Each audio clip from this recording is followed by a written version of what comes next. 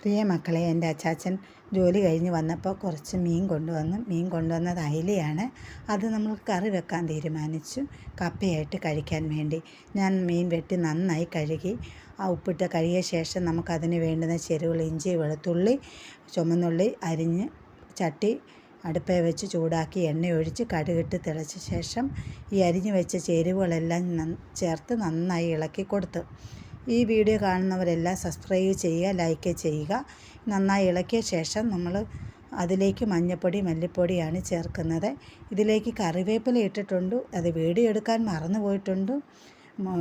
ഇത് എല്ലാ ചേരുവകളും ഇട്ട ശേഷം നന്നായി ഇളക്കി കൊടുക്കണം. ഇളക്കിയ ശേഷം നമ്മൾ വെള്ളം ഒഴിക്കാൻ പോവുകയാണ് നമ്മൾ ചെയ്യുന്നത്.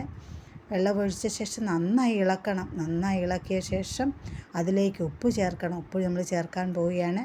ഉപ്പ് ചേർത്ത് കഴിഞ്ഞ ശേഷം കഴുകിയ പുളി ഇതിലേക്ക് ഇട്ട് കൊടുത്ത് മീൻ നന്നായി കഴുകണം. പുളിവെള്ളത്തിൽ നന്നായി കഴുകിയ ശേഷം തിളച്ച ഈ കറി മുളക് പൊടിയിലേക്ക് ഇട്ട് കൊടുക്കുകയാണ് നമ്മൾ ചെയ്തത്. മീൻ നന്നായി കറി രുചിയായിട്ടുണ്ട്. ടേസ്റ്റ് നോക്കാം.